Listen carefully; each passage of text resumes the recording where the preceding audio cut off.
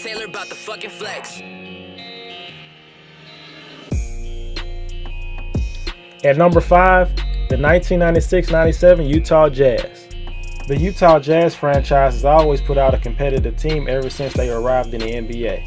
In 1974, they arrived on the scene in New Orleans, Louisiana, a place that is famous for jazz music. That's where the franchise got their nickname. The Jazz eventually moved to Salt Lake City, Utah in 1979. After making their first playoff appearance in 1984, they did not miss the playoffs again until 2004. 2 decades of consistency. But the team in 1997 is the best in franchise history. One of the best teams in the 90s. They were led by 2 Hall of Famers in John Stockton and Karl Malone. Both of them are one of the greatest at their position. When they first arrived, they seemed like an unlikely duo, but these two had a lot in common. Both came from small schools, and most NBA scouts didn't initially see great potential from these two before the NBA draft. The road to consistency for the Utah Jazz started in back-to-back drafts in the first round in 1984 and 1985. Utah Jazz select John Stockton of Gonzaga University. The Utah Jazz select Karl Malone of Louisiana Tech. You could not even imagine that drafting 2 players outside the top 10 in back-to-back drafts will end up being the greatest guard-forward duo in NBA history. Malone was the 13th pick in 85 and Stockton was the 16th pick in 84. And both players left their mark in the NBA record books. John Stockton was a tough, gritty, durable player who could see the floor as well as anybody who ever played the game. He is the definition of a perfect point guard.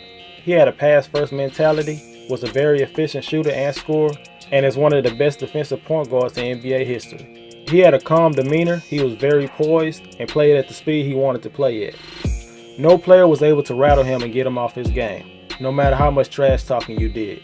Gary Payton said his most difficult player to play against was John Stockton, because he couldn't get inside his head, and Stockton continued to rack up stats against him regardless of what Payton did on defense. Stockton wasn't the tallest point guard, and he wasn't the most athletic. He relied on his basketball IQ, instincts, and fundamentals, and he always played hard every time he stepped on the basketball court. Stockton's mindset was not to put on a show in terms of fancy dribbling and flashy passes. He didn't do any fancy behind-the-back moves or flashy crossovers. His offensive highlight reel consists of proper 2-hand chest passes and basic layups, plain vanilla. An underrated part of his game was setting screens, and he didn't always do it the legal way. Opponents throughout the years have always said that Stockton was a dirty player.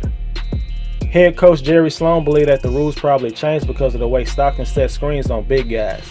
Need I remind you, John Stockton was only 6'1", but despite his size, he made his presence felt on the court.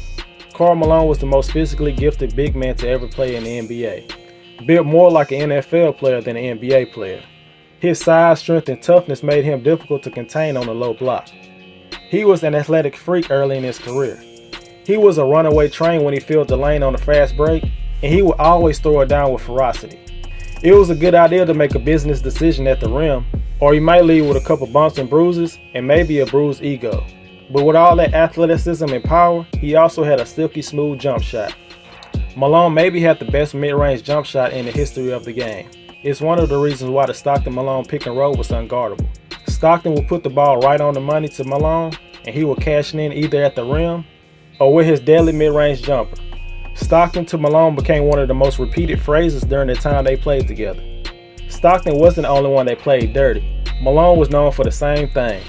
They were extremely physical and at times borderline cheap. This dynamic duo had so many similarities.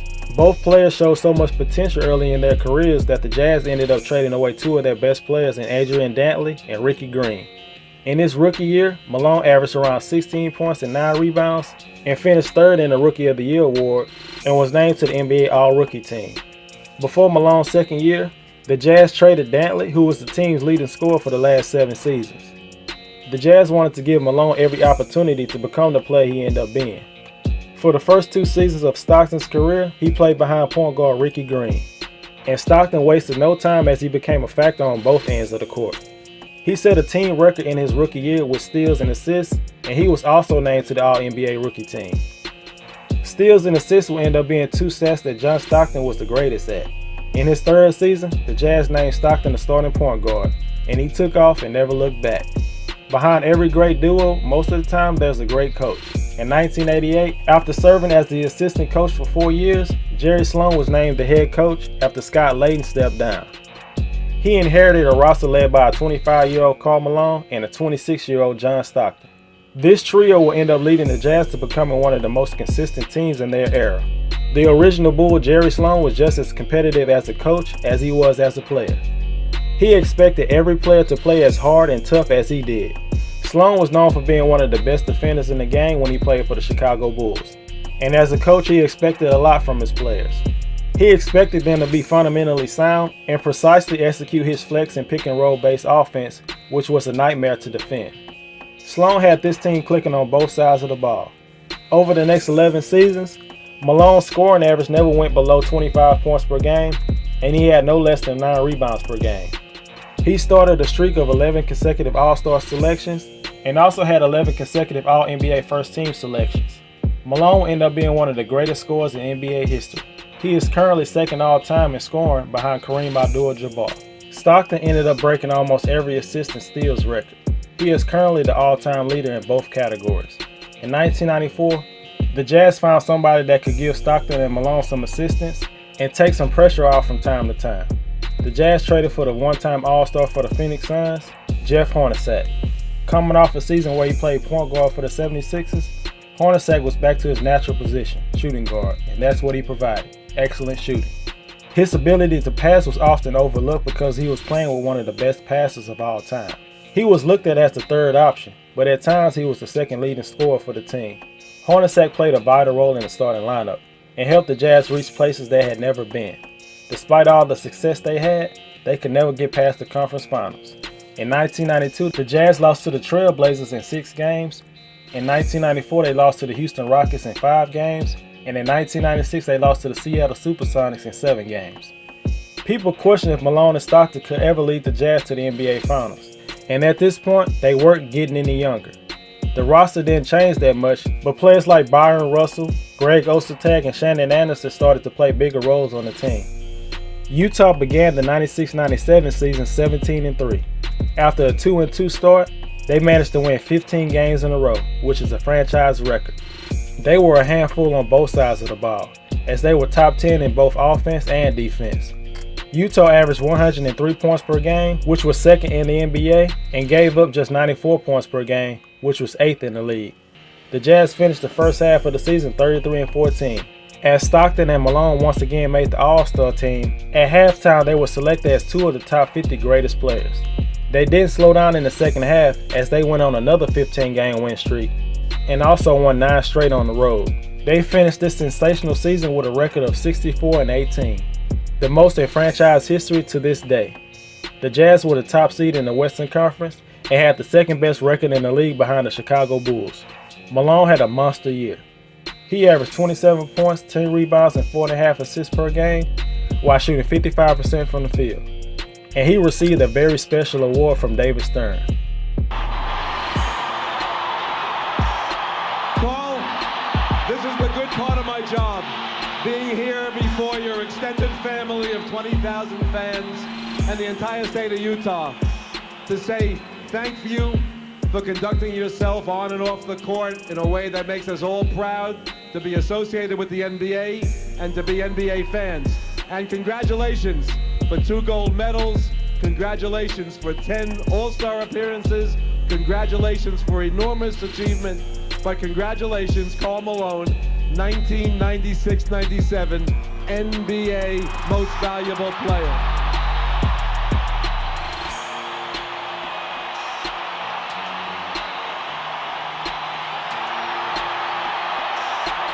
Their first opponent was the LA Clippers, and the series was never close.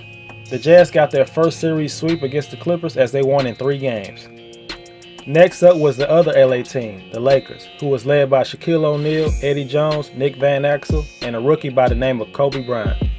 The Jazz would dominate the Lakers and won in 5 games, and once again made it to the Western Conference Finals.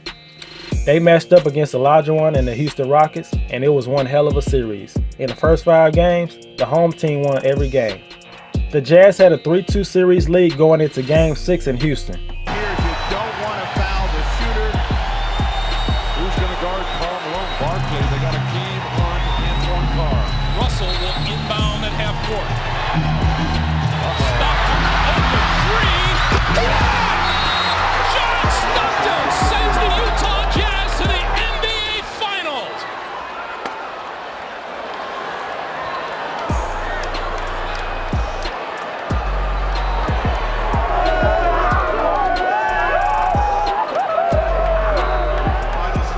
John Stockton finishes with 25 points, the last three at the buzzer.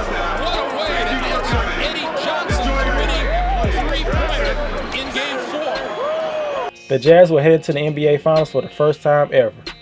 Stockton showed as much emotion after that shot as he did his entire career. Their finals matchup was against the mighty Chicago Bulls, who finished the season with 69 wins. And in Game 1, Michael Jordan showed Stockton and the Jazz how he does this on a regular basis. Jordan followed that game winner with 38 points in Game 2 as the Bulls went up 2-0. But the Utah Jazz wasn't fazed. They won 64 games for a reason.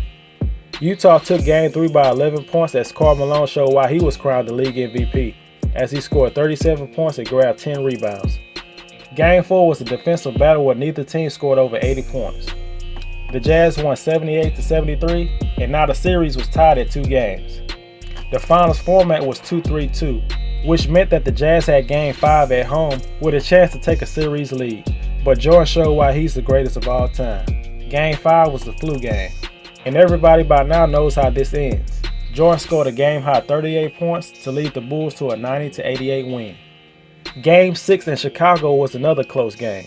The Jazz were down 88-86 with the ball and 5 seconds left.